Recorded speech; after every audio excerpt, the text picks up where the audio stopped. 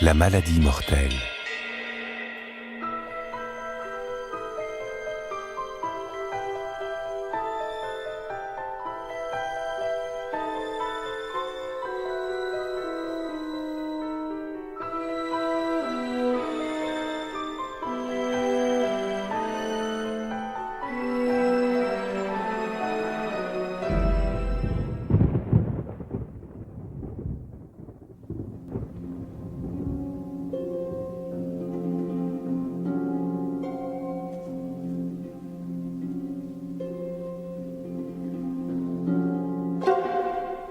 Dans la nuit, Enkidu fit un mauvais rêve. À peine réveillé, il se précipita pour le raconter à son ami. Les dieux se sont rassemblés là-haut pendant que nous faisions la fête. Ils ont décidé de se venger de l'affront que nous avons fait à Ishtar. C'est moi qu'ils ont choisi pour me tuer. Vite, courons à Nippur. Nous allons supplier le dieu Enlil. N'est-ce pas moi qui ai fabriqué la belle porte de son temple ? Il ne pourra pas nous refuser le pardon. Arrivés à Nippur, ils se prosternèrent devant la magnifique porte du temple, fabriquée avec le plus beau cèdre abattu dans la forêt d'Umbaba. « Porte, porte !» suppliait Enkidu. « Rafraîchis ta mémoire. Te rappelles-tu qui t'a fabriqué ? Et maintenant, Enlil, à qui nous t'avons offerte, veut me faire mourir. Tu ne m'as pas porté bonheur. Tu ne me donnes en remerciement que le malheur. Je te maudis, porte !» « Ne maudis pas cette porte sacrée, je t'en supplie, ô mon ami, » dit Gilgamesh. « D'ailleurs, était-ce bien toi que les dieux condamnaient à mourir dans ton rêve ? N'était-ce pas plutôt quelqu'un d'autre ?» Mais Enkidu ne voulait rien entendre. « Je maudis la porte du temple, et je maudis aussi le chasseur et la courtisane Beauté la Joie qui n'aurait jamais dû m'attirer dans le monde des humains. J'étais si bien avec mes amis les bêtes sauvages. Je courais tous les jours dans la steppe avec elles. Je ne pensais qu'à vivre, je n'avais pas peur de mourir. Parce que tu m'as fait connaître le destin des hommes, toi, Beauté la Joie, je déclare à mon tour quel sera ton destin. Tu n'auras jamais de maison, à toi, ni d'enfants. Tous les ivrognes, les pouilleux et les vagabonds seront tes amants. » La fièvre s'était emparée d'Enkidu. Voilà pourquoi il délirait. Il avait à peine maudit Beauté la Joie que déjà il se repentait et lui promettait un autre destin. « Excuse-moi, Beauté la Joie, pour mes méchantes paroles. Voilà quel sera ton destin. Princes et gouverneurs accourront vers toi pour te prendre pour amante. Tu seras comblé de bijoux. Tu feras fortune avec tous les cadeaux de tes riches amants. » Enkidu fut contraint de se coucher, car ses forces l'abandonnaient. Il faisait rêve sur rêve, tous très inquiétants. Il rêva des enfers. Voici ce qu'il raconta à son ami. « J'ai rêvé que le grand vautour, celui qui a des pattes de lion et des griffes d'aigle, m'attrapait par les cheveux pour m'emporter au pays des morts. Je me débattais, mais il était plus fort que moi. Il me jetait par terre et me lacérait de ses griffes. Et je t'appelais, Gilgamesh, je t'appelais, au secours, viens m'aider. Mais tu ne venais pas. J'étais seul dans les griffes du grand vautour. » Rempli de fièvre et de peur, Enkidu grelottait. « Je l'ai reconnu, oui. Ce grand vautour s'appelle Anzu. Il me transforma en pigeon et m'emporta vers le pays dont aucun homme ne revient. Nous avons marché jusqu'au bout du chemin sans retour. Il y avait la maison sans lumière. Dans la pénombre de la maison, j'aperçus des milliers d'êtres humains, tous transformés en volatiles. Je vis même des rois, changés également en pigeons, et aussi de hauts dignitaires. Pourtant, durant leur vie, ces grands personnages avaient offert les plus beaux sacrifices à leurs dieux. Ils les avaient régalés avec les meilleurs plats et les meilleures boissons, et maintenant ils se retrouvaient là, dans la maison sans lumière, oubliés par leurs dieux. Et puis, je te le jure, j'ai aperçu la reine des enfers en personne, Ereshkigal. À côté d'elle se tenait sa secrétaire, une tablette d'argile à la main. La reine des enfers a jeté sur moi un regard étrange. « Qui donc a amené cet homme ici ?» a-t-elle demandé, et personne n'a répondu.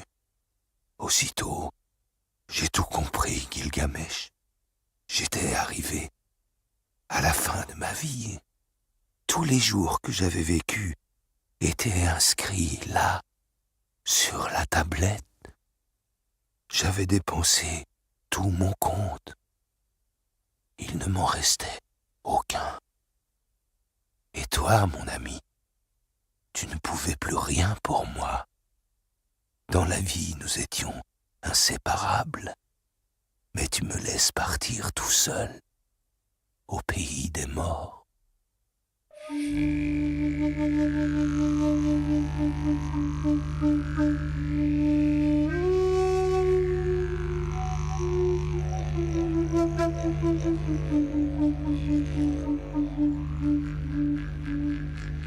Après une maladie de 12 jours et de 12 nuits, Enkidu mourut.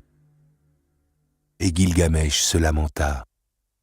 « Écoutez-moi, vous tous, écoutez-moi, écoutez-moi et pleurez, vous tous qui l'avez connu. Pleurez, vous les bêtes sauvages, les lions, les panthères.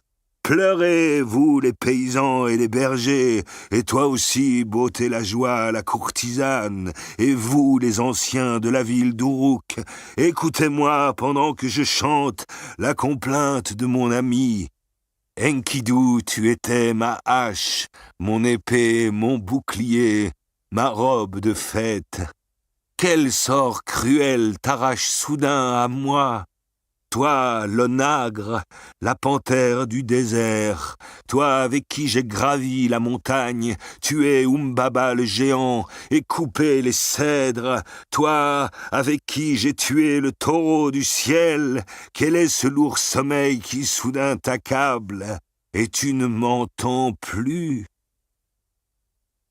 Enkidu ne remuait plus la tête. Gilgamesh toucha son cœur, mais il ne battait plus.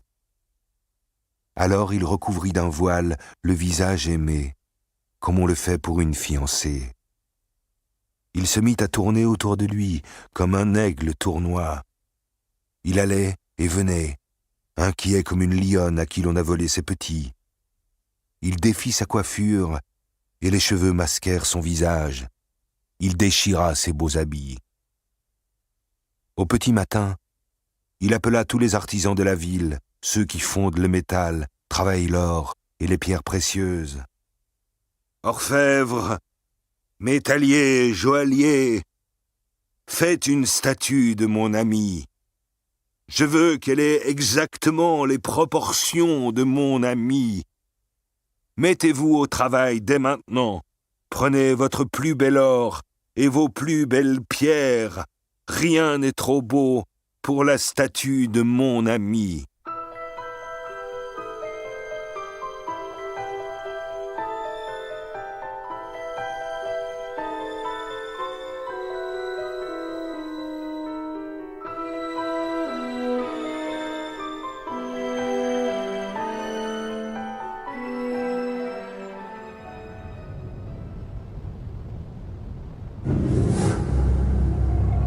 Quelqu'un erre à travers la steppe désertique.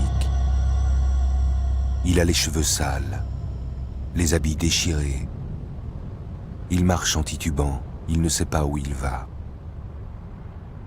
De loin, on le prendrait pour Enkidu, du temps où il courait avec les hardes. Il lui ressemble. Mais Enkidu est allongé là-bas sur son lit de mort dans la ville. Celui qui marche à l'aventure, c'est Gilgamesh, le fier roi d'Uruk. Il pleure et se lamente. Est-ce que je vais devoir mourir moi aussi? J'ai vu partir mon ami très cher, celui avec qui j'ai gravi les montagnes, abattu le géant Umbaba et le taureau du ciel. Il était un autre moi-même. Et maintenant qu'il est mort, l'angoisse s'est logée comme un serpent dans mon cœur.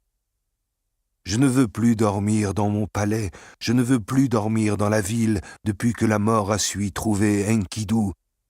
Je suis devenu un errant dans la nuit. »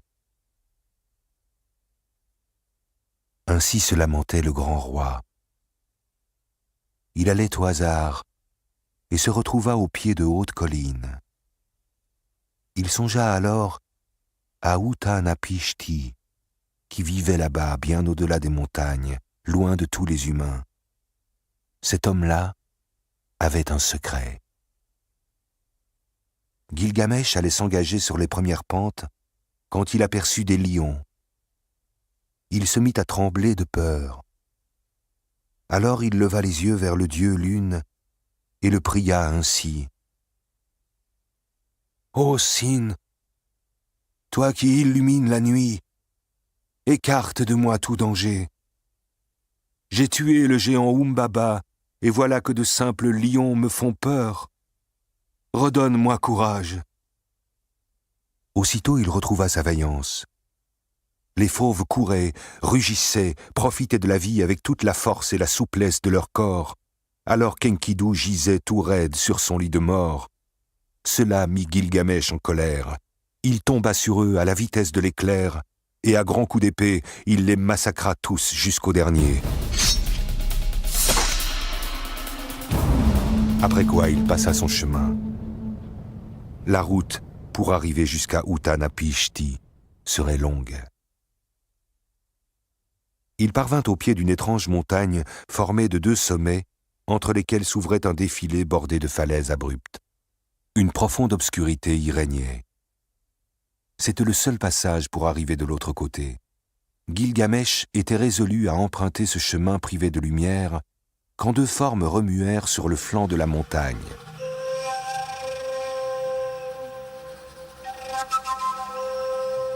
« Nomme-toi, étranger !»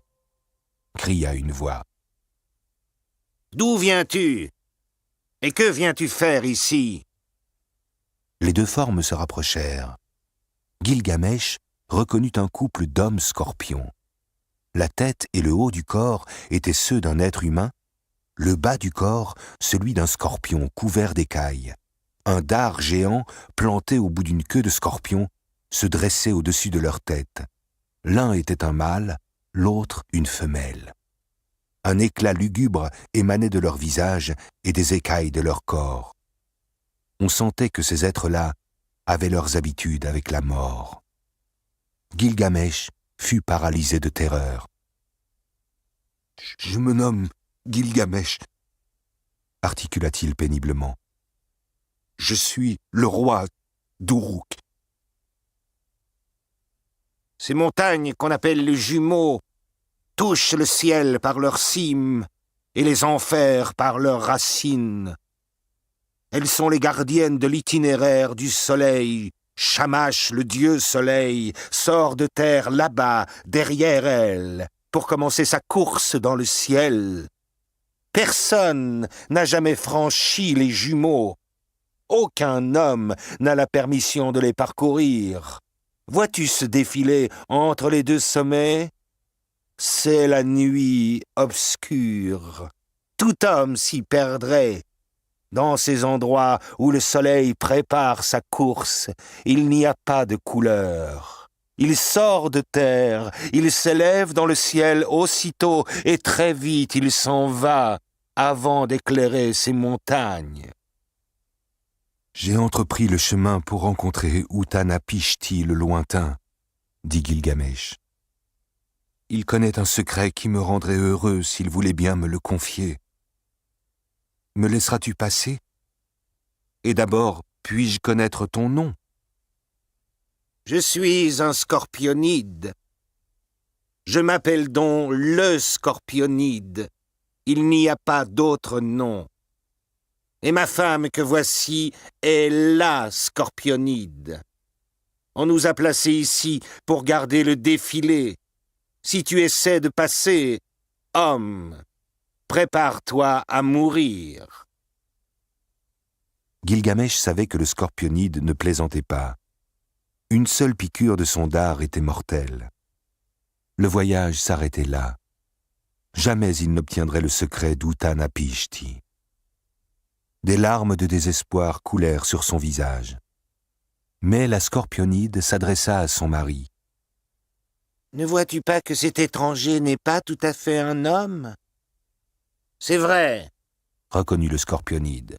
« son corps reflète un éclat que seuls possèdent les dieux. Il n'est humain que pour un tiers de sa personne, » reprit la scorpionide. « Les 2 autres tiers sont ceux d'un dieu. Laissons-le donc passer. » Alors l'homme scorpion s'adressa au roi d'Uruk. « Quel est donc ce secret qui t'oblige à entreprendre un si long voyage ?» Je sais qu'Utnapishti a obtenu un privilège des dieux. Il a reçu d'eux une vie sans mort. Je voudrais l'interroger sur la vie et la mort. « Alors écoute-moi bien, » dit le scorpionide. « Personne n'a encore tenté le voyage que tu as la folie d'entreprendre. Personne n'est entré dans ce défilé des jumeaux. L'obscurité, comme je l'ai dit, y est totale. Sur 30 lieues, tu ne rencontreras aucune lueur, aucun rayon de lumière, aucun jour. Seulement les ténèbres angoissantes. Veux-tu vraiment continuer ta route ? » ?»« Oui, répondit Gilgamesh. J'y suis décidé. »« Alors, bonne chance, » dit le scorpionide. « Tu en as besoin. » Gilgamesh s'engagea aussitôt dans le défilé plus noir que la nuit. Il parcourut environ 3 lieues. Obscures étaient les ténèbres, pas la moindre lueur. Il n'apercevait rien ni devant, ni derrière lui. Il parcourut 5, puis 10 lieues. Obscures étaient les ténèbres, pas la moindre lueur. Il n'apercevait rien ni devant, ni derrière lui. Il parcourut 13, puis 15, puis 18 lieues. Obscures étaient les ténèbres, pas la moindre lueur. Il n'apercevait rien ni devant, ni derrière lui. Il parcourut 20 lieues. Il hurla son angoisse, car obscures étaient les ténèbres, pas la moindre lueur. Il n'apercevait rien ni devant, ni derrière lui. Lorsqu'il eut parcouru près de 23 lieues, il sentit un bon vent sur son visage et se mit à sourire, même si les ténèbres étaient encore très épaisses. Il n'apercevait rien ni devant, ni derrière lui. Au bout de 25 lieues, il sentit que quelque chose changeait. Il parcourut encore près de 3 lieues et aperçut la faible lueur du jour. Il parcourut encore la même distance et se retrouva en plein jour. Il regarda tout étonné. Un jardin enchanté se dressait devant lui. Les arbres avaient pour fruit des pierres précieuses. Un cornalinier avait pour fruit de la cornaline. Un lazulier avait un feuillage et des fruits de lapis-lazuli, d'un bleu éclatant. Un autre arbre avait des fruits de marbre blanc veiné de noir. L'arbre obsidienne portait des fruits noirs qui s'entrechoquaient comme du verre. Il y avait beaucoup d'autres arbres secrets dont Gilgamesh ne connaissait même pas le nom, comme le laroussou, qui avait pour fruit des pierres sazou, et encore cet arbre qui portait des pierres abashmou, de couleur verte. Gilgamesh contempla longtemps ce jardin enchanté, puis il poursuivit son chemin. Gilgamesh arriva au bout de la terre ferme. En face de lui, la mer immense. Sur la plage, une petite maison se dressait, entourée d'un enclos garni d'un banc et de jarres remplis de bière. Depuis le seuil de la porte, une femme, la tête couverte d'un voile, regardait s'approcher le voyageur.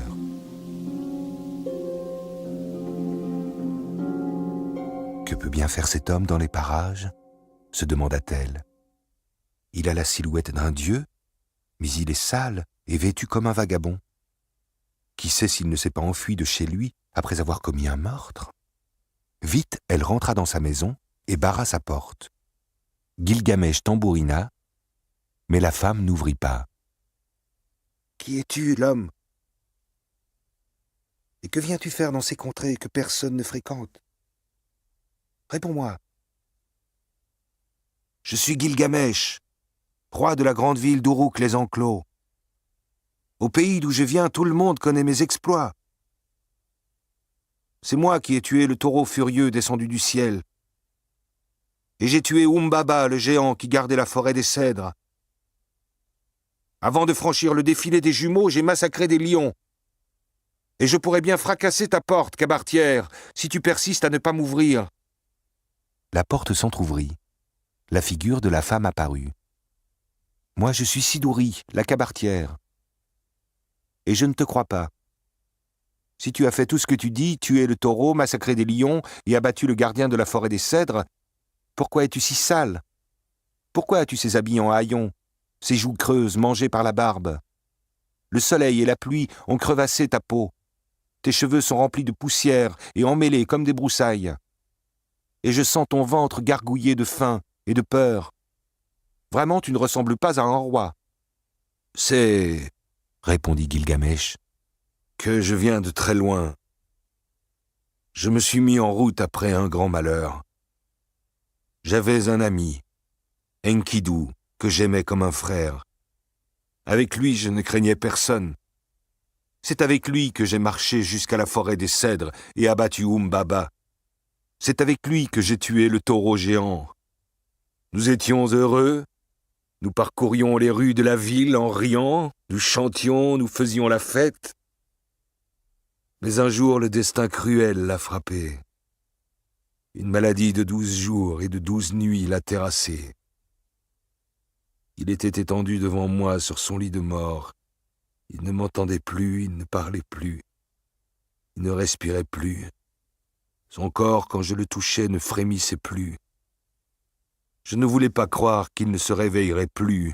Alors je l'ai veillé pendant 7 jours et 7 nuits, jusqu'à ce que je me persuade qu'il n'était plus qu'un cadavre.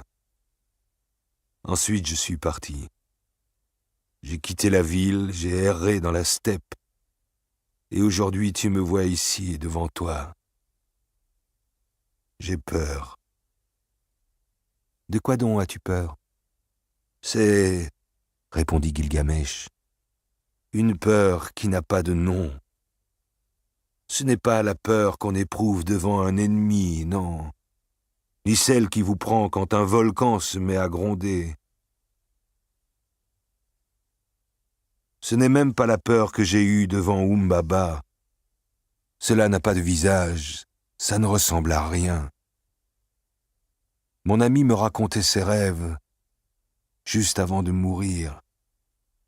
Je n'arrive pas à oublier. Cela me prend au ventre, cela se loge dans les chairs et dans les tendons, à la jointure de mes os. Te voilà tout pâle, Gilgamesh. Tout pâle, oui. Comme Enkidu quand il est mort. S'il te plaît, cabaretière, donne-moi un peu de bière et indique-moi le chemin qui conduit jusqu'à Uttanapishti. Si j'ai entrepris ce long voyage, c'est pour le rencontrer. Est-il possible de traverser la mer? Indique-moi le moyen, je t'en prie. Sinon, je rebrousserai chemin, mais jamais plus je ne retournerai dans ma ville. Je ne veux plus de palais, de couronnes, de beaux habits, de maisons, de femmes, de courtisanes, d'enfants. Comme une ombre, je continuerai à errer dans la steppe désertique. Je ne veux plus jamais rire, danser et faire la fête. La cabaretière ouvrit toute grande sa porte, fit asseoir le voyageur et courut lui chercher un grand bol de bière. Il but, le regard dans le vague. Quand il levait la tête, il voyait bien devant lui Siduri la cabaretière, mais il ne voyait pas vraiment sous son voile la couleur éclatante de ses cheveux souples. Il ne voyait pas la forme exquise de ses yeux en amande. Sous son vêtement léger, il n'apercevait pas sa séduisante beauté de femme. Elle le regarda boire et se remettre des fatigues du voyage, puis s'adressa à lui. « Gilgamesh, jamais aucun humain n'a traversé la mer. Seul le dieu Soleil la traverse dans le ciel, mais jamais, de mémoire de femme, aucun humain n'a tenté l'aventure. Quel héros le pourrait? Il y a de violents courants, et tout au milieu s'étendent les eaux de mort. Si jamais tu y parvenais, une seule goutte de cette eau sur ta peau te tuerait. Uttanapishti est bien gardé, comme tu le vois. Quand il veut passer la mer pour venir jusqu'ici s'asseoir sur ce banc, il fait appel à son passeur, Ur-Shanabi. C'est un marin très habile. Pour traverser les eaux de mort, il se fait accompagner par les hommes de pierre. Ceux-là n'ont pas peur de l'eau qui tue, puisque leur chair et leur peau sont en pierre. Les eaux de mort ne sont pas très profondes, ils peuvent descendre et pousser la barque. Voilà comment Ur-Shanabi fait traverser la mer à son maître. Gilgamesh avait-il seulement entendu les propos de Siduri? Il tenait son bol de bière à deux mains, la nuque lourde, le corps prostré. « Gilgamesh, Gilgamesh !» poursuivit la cabaretière. « Pourquoi erres-tu comme un pauvre fou? Tu poursuis un rêve irréalisable. Regarde-toi, vois tes cheveux sales, tes joues creuses, tes yeux éteints. Ce rêve te ronge. Il t'a fait entreprendre un long voyage, mais il n'y a rien au bout. Rien, tu entends? La vie sans mort, cherche-la partout, tu ne la trouveras pas. Quand les dieux ont créé les humains, ils leur ont fait cadeau de la mort, la vie, ils l'ont gardée pour eux. Tout ce chemin que tu viens de parcourir t'éloigne des vrais plaisirs qui conviennent aux humains. Retourne donc vite dans ta ville, mange, bois, fais la fête. Oui, jour et nuit, fais la fête, danse, danse encore au son de la musique. Lave-toi, parfume-toi, prends ta femme dans tes bras et aime-la. Prends ton enfant par la main et montre-lui les oiseaux, les fleurs. C'est cela la vie d'un homme. C'est cela le destin accordé par les dieux. Gilgamesh posa son bol de bière et se leva. « Où pourrais-je trouver ce Ur-Shanabi » ? Pas loin d'ici. Il est occupé à couper des branches en compagnie des hommes de pierre. Va le trouver. Mais crois-moi, il refusera de te prendre dans sa barque. C'est ce qu'on verra, grommela Gilgamesh.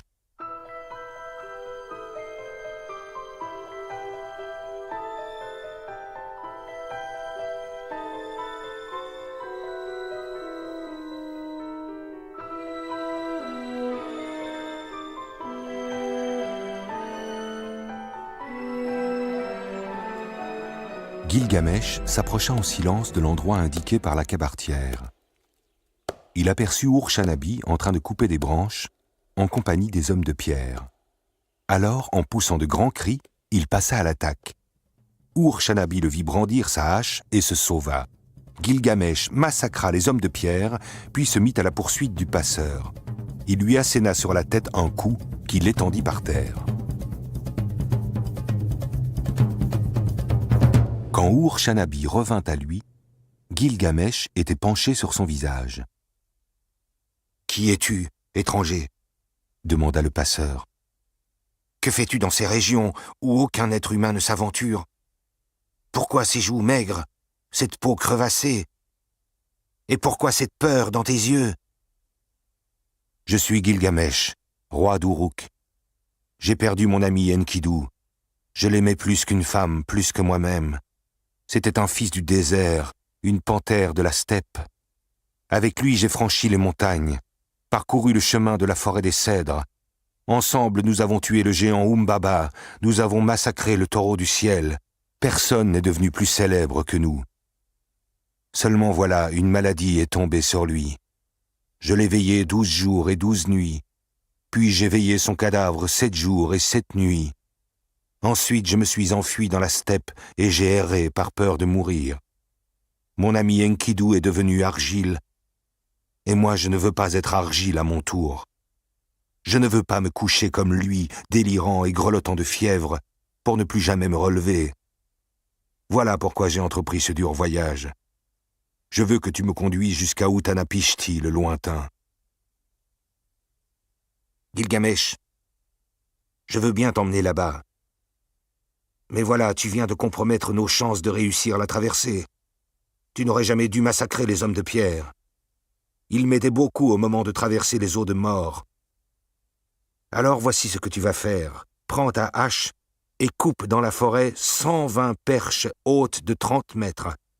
C'est la bonne mesure pour traverser la passe des eaux de mort. Taille-les en pointe pour qu'elles s'appuient sans glisser sur le fond de la mer, puis charge-les dans ma barque. Gilgamesh fit ce que lui demandait le passeur. Ils prirent la mer tous les deux et naviguèrent si vite qu'ils mirent 3 jours à parcourir la distance qui demande habituellement 1 mois et demi. « Voici les eaux de mort !» cria Ur-Shanabi qui faisait la vigie sur l'avant. « Écarte-toi du bord, Gilgamesh, et fais attention à ne pas recevoir d'éclaboussures sur ta peau. Prends une perche et pousse le bateau. »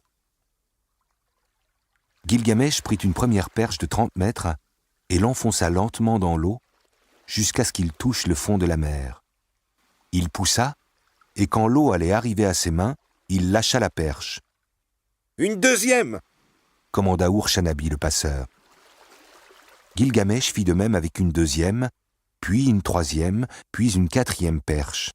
Il la plantait dans le fond de la mer, poussait et la lâchait avant que l'eau ne monte jusqu'à ses mains. À la 120e perche, ils avaient franchi les eaux de mort. Alors Gilgamesh enleva ses vêtements et descendit dans l'eau pour pousser la barque jusqu'à la terre qu'on apercevait au loin.